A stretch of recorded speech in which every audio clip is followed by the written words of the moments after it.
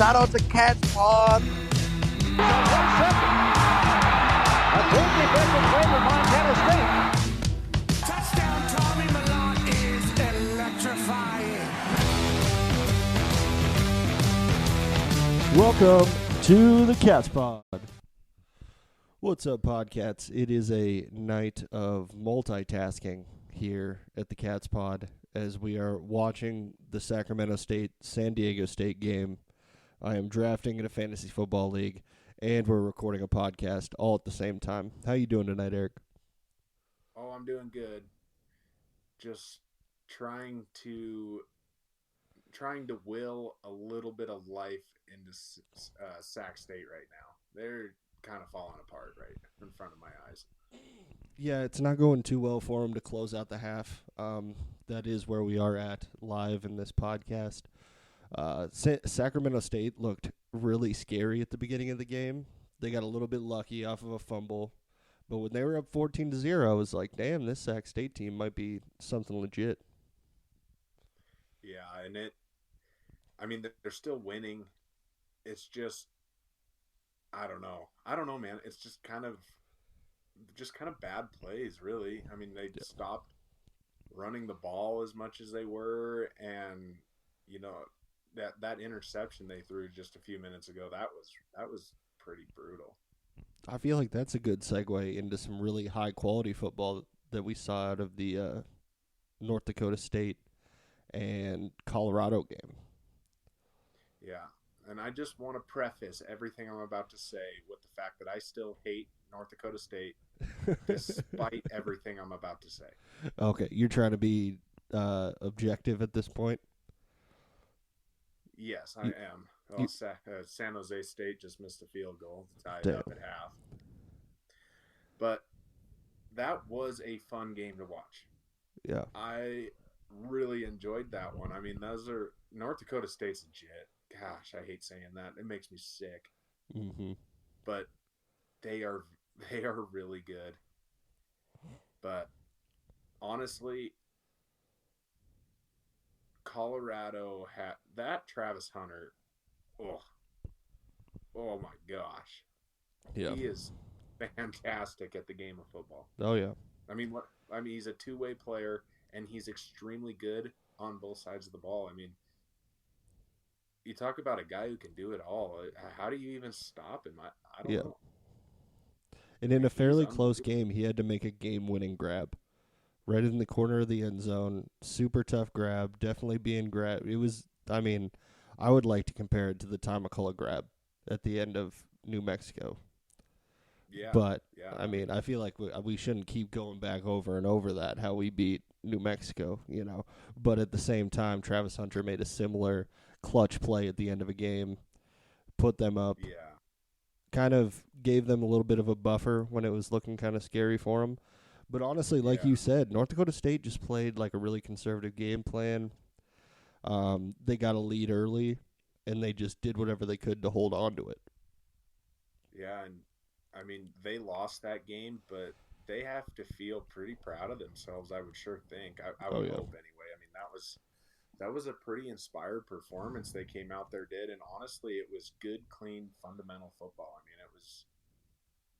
They did all the little things right. I think that there at the third quarter, they might have tried to get a little cute running that 2 QB thing with that Peyton or whatever, and they got to delay a game on that. Not sure why they decided to do that, but I'm guessing everybody was just gassed. Yeah. It would have to be. That's a tough game to play, especially when you have your offense on the field for that long. Yeah, it was but if you take away Travis Hunter from the Buffs, they probably lose that game substantially. Oh, yeah. If you take away, the best two-way player that college football has seen in a very long time, you probably don't win that game. Yeah. I'm just saying, I think NDSU, as a team, might be better than the Buffaloes without Travis Hunter just all the way across the board. Mm-hmm. I could see that. They're they're an older team now. They've been together for a long time. Always quality football out of NDSU. They have a new coach this year, right?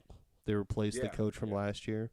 And he seemed like he put together a really solid game. It didn't look like the first game from a new head coach. It looked like a very well put together game plan, a team that was playing with a lot of discipline is what I'm trying to say. Discipline on the offensive line. They pretty much just ran through people, and if you can run through all these like 5-star recruits that they get at Colorado, it's going to be pretty tough for the Missouri Valley Conference. Yeah. And, I think just watching Colorado, it just seems like they aren't very cohesive. They just don't work well together. Yeah. I don't know. But North Dakota State's going to be a problem. I'm not looking forward to that. No, not at all. They are looking like the North Dakota State of old. We got like a 1 year. There was a 1 year hiatus where North Dakota State decided that they were going to play like a mortal, and then it's looking like they're back to being just NDSU again. Yeah. I still wonder, what happens if they don't get that weird interception in the end zone. Mm-hmm. I mean, that interception changed a lot of things. I mean, there's a high likelihood if that ball doesn't get picked off. I mean, it literally bounced off a dude's calf. What are the odds of that? It was going to be 3 points. I don't think they were going to pull a touchdown out of that, but at the same time, it did flip the game a lot. It did. I mean, you think Colorado would have probably scored there, gone up, and then probably tacked some more on somewhere else without having, we're kind of running into the end of it. But bottom line is North Dakota State played some inspired football. I mean, if they play like that all year long, it just kills talk about them like that, honestly. I can just literally see the pain on your face right now as you have to talk. You have to say nice things about the Bison. You got to say some nice things about the Bison. The fluffy cows. Yeah, the big old fluffy cows. They wouldn't be domesticated. We decided to just kill them off. Yeah. All right. Yeah. Well, that's enough talk about NDSU. I can't do it anymore. I just can't. Can't do it. They played a good game. That's that. Yep. So, want to go into picks? Big Sky picks for this weekend. Week 1 now. I don't know if like these Thursday night games are considered week 1. What do you think? Are they week 1? Are they week 0? I mean, we included them with the week 0 picks because there was so few. Yeah. That makes sense because we did talk about Eastern Washington and Monmouth. We did talk about this Sac State San Jose game that is currently going on. So I believe the first game we have here to talk about is Portland State and Washington State. I don't think we need to spend too much time on this one. Portland State is not very good, and Washington State is, I mean, they're not very good in the FBS, but they're going to mop the floor with them. Yep. I would like to thank you for finding at least that much to talk about because I had to make a pick in my fantasy football draft. So, there you go. I know the 14th pick is where championships are born. Champions are born in the 14th round, so I really had to think about that one. But I completely agree with you. I think that Washington State, even though they are kind of the odd man left out from their conference, and they're in a weird position right now, that has to have affected their recruiting some, but I don't think it's enough to where Portland State's going to have much of a chance there. Yeah, man, it's going to be a rough night for old Dante Chachere and the Portland State Vikings. Yeah, not their best first game of the year, most likely. I mean, but I'm guessing they got quite a bit of money. I can't remember what those payouts were like when we went through all of them, but I'm guessing Portland State's making a decent chunk of change. I guess the real question here can Portland State keep it within 25 points? That's a tough ask. I think so too. That is a tough ask. I mean, they don't have to travel very far. Travel is not a concern here. No. I don't know. That's the only positive thing I could come up with. Yeah, well done, man. You're always thinking on silver lining. My silver lining is just that they probably take a bus to this game and don't have to get on a plane. That's the silver lining there. Yeah. Well, gosh, they don't even have to spend any of the money that Washington State's paying them. No, they don't have to spend any of that money. They got a cheap travel over there. The next one we have is Northern Arizona versus Lincoln. Lincoln It's that pretty doesn't have a bad. logo. Yeah, you don't even have a logo on ESPN. I mean, that's probably a recipe for us picking NAU. Yeah. I would think. I mean, I would be shocked if NAU doesn't steamroll. I mean, I'm guessing these guys aren't even FCS, but I mean, they got a home game for this, so I don't think that I don't think it's going to be a very close game. Northern Arizona, where'd they end up last year in the Big Sky? I feel like they were hovering around the middle of the pack with all those other teams, right? yeah, they were like fourth, I think, Yeah. from the bottom. Yeah, they were hovering around the middle. They played some tough games against teams because nobody likes to play in Arizona. And that was about all they had, and I still think they're going to beat a team that doesn't have a logo on ESPN. Yeah. I would not They be did that beat the Grizzlies disrespectful as to last say year. they wouldn't. You always have to bring that up. They did beat the Grizzlies last year. That's all that matters, right? Yep, that is one of the major things that matters. So if they beat the Grizzlies, they can beat Lincoln, California, or whatever this team is. Yeah. Yeah. So safe to say we're both going Northern Arizona, huh? Oh yeah, pretty easily. Next up, we got UC Davis and California. Cal. I'll be interested to hear your take on this. Uh, I think I'm going to stick with Cal, but I think UC Davis. I mean, I think they can give them a run at least. I think it'll be close. I mean, Cal has one of our boys on the team, Yeah. so I can't go against him. You know, he's not with us anymore, but he's still with us in spirit. So I got to go with it. I got to think that I don't know. It is weird having Cal be in the ACC now. I don't know how that's going to affect things much, but I don't think UC Davis is going to be able to beat. Cal's a pretty big name. They still have a pretty big draw, and they got a pretty big talent pool to recruit from. So I don't think UC Davis is going to have it. I don't see them having it, honestly. But I guess it wouldn't surprise me to see them keep it close, is what I'm trying to say. I mean, they have some very talented players in skill positions and different stuff like that. They have players that if they have a big day, they could make it a close game. I just don't see that being super likely. No. I don't see I that agree really with being you. the case. I agree with you. Yeah. All right, next up, Northern Colorado and Incarnate Word. What do you think about this one? I think Incarnate Word's going to smoke them. Yeah. It's Is that Northern what you think? Colorado, man. This is the only game. No, I'm on the wrong line. I skipped over one, but we can go back to it. Northern Colorado and Incarnate Word is the only game on ESPN. Well, one of two games that does not have any betting lines listed on it. So it is hard to gauge anything from this game, but Northern Colorado, based on how they played last year, I'd probably agree with you. And Incarnate Word is like a playoff team most years. Yeah. They have a couple playoff wins recently. Mm-hmm. I see Northern Colorado getting the brakes beat off them, but you never know.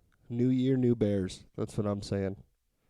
It could be. Maybe this is a game. I mean, we have to root for the Northern Colorado just to get a win, right? Mm-hmm. I mean, I feel like I'm going to roll over everything from last year. You can pick Incarnate Word, but I'm rolling with the Bears. Northern Colorado, get that win. They've been without one for too long. They're going to go down and shock the world in Texas. Good luck with that pick, buddy. Good luck. I mean, I tried my best. What can I say? All right, so the next game is Idaho State and Oregon State. The Battle of the States. Want to hear what the line is for this one? Yeah, I do. Oregon State minus 28.5. Yeah, I think I would probably. I don't. I mean, Oregon State is probably going to be. I mean, they're substantially better than Idaho State, but yeah, I mean, it's probably fair. I guess. Yeah. Yeah, I mean, the more you think about it. it's a pretty solid line. I don't think Idaho State is going to be able to take much except for the check when they head back home in this game. That's about all they're going to be taking home with them. And, sometimes there's games like that. It's just the way that modern college football is, and it's the reason why they schedule these early season games between FBS and FCS. Yeah. No, I imagine, 30 points is probably a pretty fair spread on that one. Mm. Oregon State's going to roll. I mean, it's not as deadly of a spread as we have in this next matchup. And that is between Idaho and Oregon. Yeah. The athletic director for Idaho was just seeing dollar signs. That is all that they were seeing. The number 3 ranked team in the country. Ugh, that's gonna be tough. I mean, yeah. I think Idaho just has to hope to come out of this game with no injured players. I mean, that's probably take your check, wipe your tears with the cash, and hopefully no one gets hurt. That's one of those games where it's really hard in practice all week to be like in meetings and everything and trying to come up with a game plan and seriously talking to your players and being like, yeah, I think we got a real chance in this one. Yeah. That's going to be so ugly. I mean, yeah. What is the line? The line is 43.5. It is a steady line at 43.5. Oh, that's yeah. Yeah. That's probably pretty fair too. Mm-hmm. Idaho doesn't have a prayer here. I mean, like I said, no. If they make it out of there healthy, they can just dry their tears with the cash they made from the game. Exactly. That's all you got to worry about in this game. Next one up is Cal Poly and San Diego. I don't know anything about San Diego at all. Yep. Nothing. But I do know that Cal Poly is hot garbage. That is true. Cal Poly is not good, and San Diego is a mystery. So in this situation, I'm hoping that the real football is played in San Diego at the Terrero Dome. No. Terrero Stadium in San Diego, California. That's where this game's being played. That's all the information. Hey, Eric, they're also playing this game at 6 p.m. How do you feel about that? 6 p.m.? Yeah. I don't know. It's a solid time for a game. I'm just saying this is the information I have on this game. I can tell you where it's being played, what time it's being played at, and what the names of the two schools are. And that's about all I got for you. Well, in all honesty, Ben, the chances of me tuning into this game are less than 0. Yeah. Like, it's not happening at all. I wouldn't expect I don't even you know to. what to pick here. Like, do we just roll with the Big Sky because it's the Big Sky? I'm picking San Diego just because I don't know anything about them. Is San Diego FBS? I have no idea. They could be. we're really good at doing our homework. We do a lot of research on this show. We do immense amounts of research. Okay, here it is. University of San Diego. Better put football in there because don't really care about the actual school. Also, you know what kind of school you're dealing with when you search for the name and the football team doesn't come up right away. Or like any kind of sport comes up right away. Yeah, so they played North Dakota, Okay. but yeah, they're nothing real. I don't even think they're in the FC. Oh, they are in the FCS. Okay, Pioneer Okay. League. There you go. They're with schools like Morehead State, Stetson, Butler, Dayton, Drake, Valparaiso, Davidson. Okay, I change everything I said. I'm going with Cal Poly. Yeah, me too. All right, Big Sky Conference. There we go. Cal Poly in that game over San Diego. Remember, they're playing that game at 6 p.m. in San Diego. Next up, we have Missouri State at Montana. Let's go Missouri State. Let's go Missouri State. Are we picking Missouri State this week? Oh, 100%. They're wanna know 14-point why? underdogs, but I believe in the gritty team that is Missouri State. You want to know why? Why? This is a revenge game for the Missouri State running back. Who's their running back? He transferred from the Grizzlies. He Okay. was the Grizzlies' like highest recruit for at a couple years ago. Oh, okay. Never got it really any playing time, so he transferred to Missouri State. You know, I love myself a revenge game. So if we've got a Yeah. revenge game going on in Washington Grizzly, I will cheer for that man like my life depends on it. Oh yeah, I don't even know if he actually is on the team. I just know it happened at some point. Could have been, you know? Yeah. You know, there's still bad blood in there somewhere. All right. You watch. Honestly, in this game, you see this lower school come into the Grizzlies, and like we've been seeing with these FCS FBS matchups, you almost wonder if maybe these FBS teams are kind of taking it lightly, and you know, I'm creating a narrative for me to root for, and I'm thinking the Grizzlies are taking this team light. They could might be. They could be. They could. I have no clue. If they had a home opener. It'd be pretty cool if they had a home opener loss. Yeah, that would be pretty awesome, honestly. I would be very into that. Yeah, me too. Yeah. Alrighty. Anything else on Missouri State and Montana? Down with the Grizz. Down with the Grizz. That's about it. Next up, we have Weber State at Washington. Weber State at Washington. I mean, I feel like this one. I don't know. I don't see Weber State going to Washington and winning. Yeah. Weber State Washington. looked very bad against good teams last year. Yeah. I mean, I happen to remember a certain 40-0 loss to the Bobcats. Yeah. And you know who's on that defensive line for Washington now?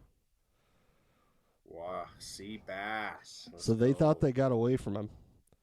They thought when Seabass transferred that Weber State wasn't going to have to face him again. And then all of a sudden they line up. Boom, who's there? Sebastian Valdez. Get out the way. Yeah. I mean, I don't think Washington's going to be really that good this year with everything that they've lost. But I would be shocked if Weber State doesn't kind of get rocked here. Yeah, I don't think it's going to be super close. Line is minus 26.5, it looks like. That's probably a pretty safe bet in this game, I would feel like. Yeah. I mean, if I was betting, I might take Weber with the points on that one. Yeah. But I don't think they're going to get beat by 4 touchdowns. Mm-hmm. Maybe. They just lost a lot, man. I mean, like, they lost their coach, a ton of transfers. Yep.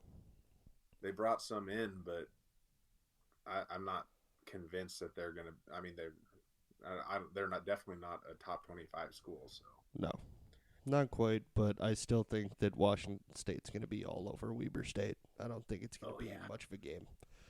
The Huskies are a basketball or a football tradition. Sorry. yeah. Bouncing back and forth right now. Last game of the week to pick is Montana State at Utah Tech. Montana State by 29. 29? Or 29 and a half? 29 and a half. 30 points. This is going to be a 30-point win. I mean, we beat them by, 43 last year? Yeah, we beat them by a lot. Eric and I were discussing earlier this week the betting lines that were set up by our favorite app of all time, Montana Sports Bet. And I already looked. I'm already in a bad mood once I saw what ESPN bet had the line on, and it really, really, really made me mad. The line on ESPN is 22.5. They think that's the situation for this Utah Tech Montana State game. I don't even know what to say about it. That's just, it's so unfair how bad Montana Sports Bet fixes it. I mean, yeah, it's aggravating. What did I text you it was at? I haven't even looked recently because I already put my bet in. But I didn't get the line that you got it at because originally they had it juiced up because I think Montana State, it was like an 18.5 point spread was the even odds. So you could get extra juice on it and still bet like the 29.5. But it has since moved about 5 points. So when I texted you on Tuesday, it was minus 23.5. Yeah. So a full point that long ago. So it's gone up since then. Yep. Because of the people putting money in on it and everything. But, I mean, a full point difference, and now it's probably substantially more. Yep. I think it's moved a lot. Yeah.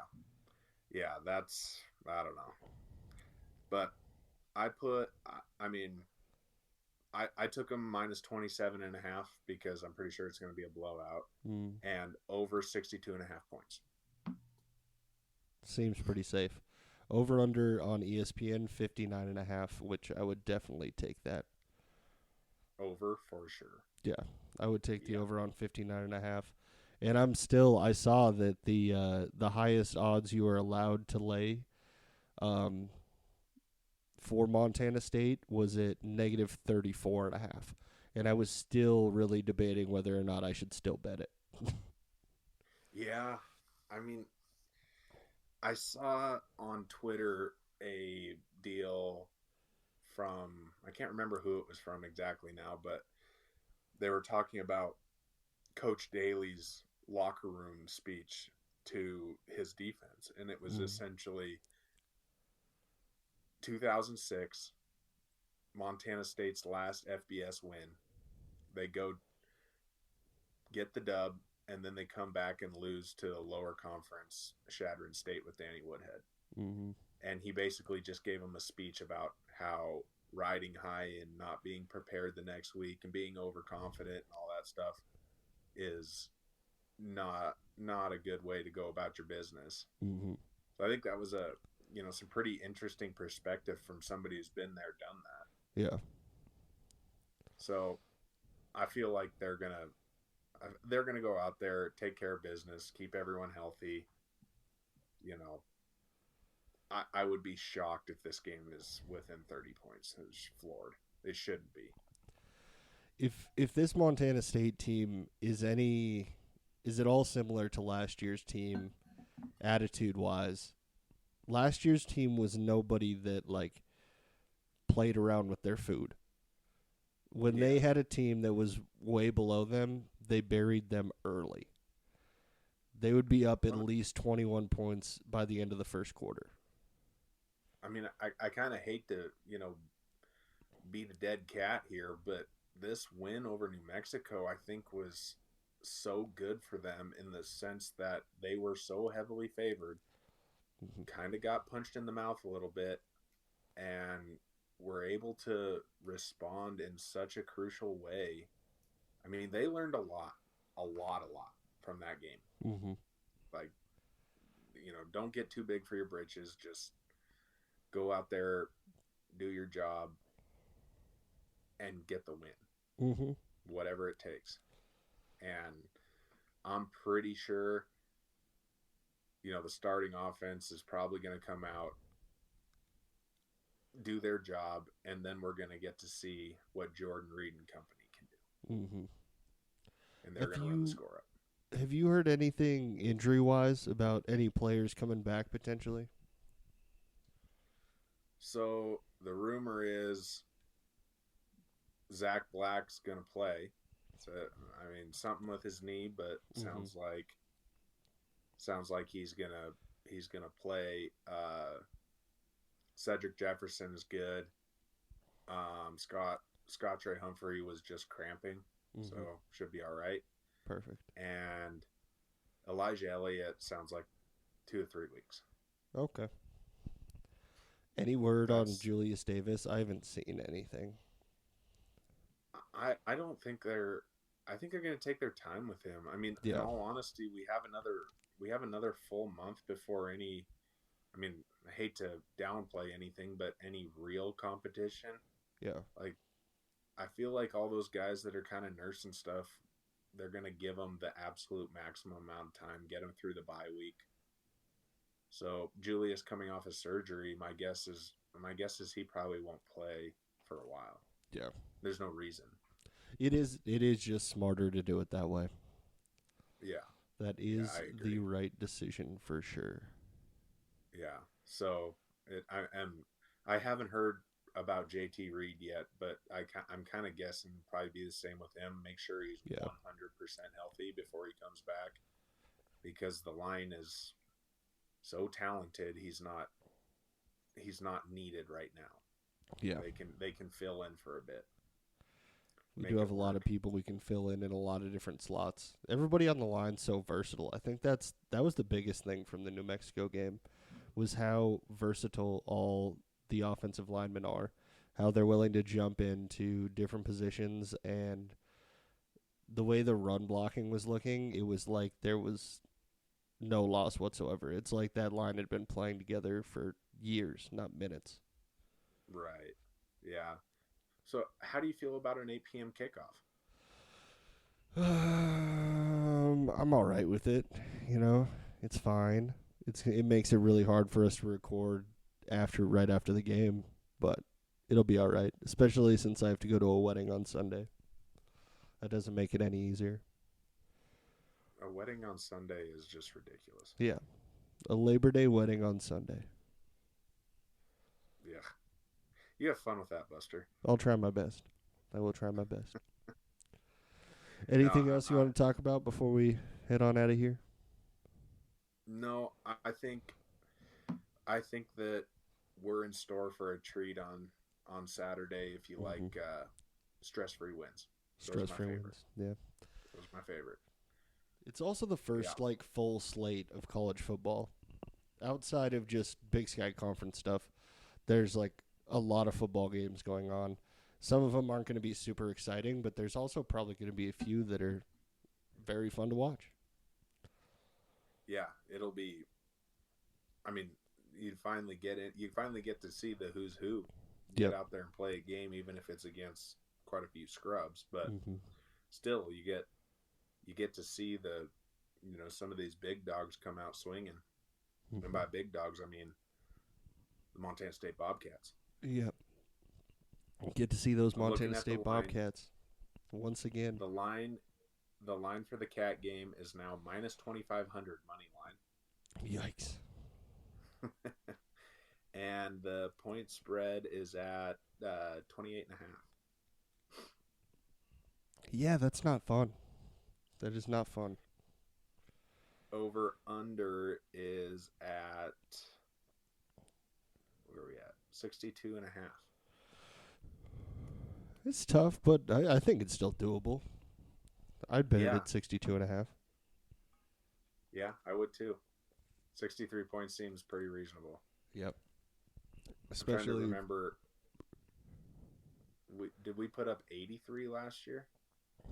I think so. It was 62 to 17 I or can't 62 to remember now. 20, something like that.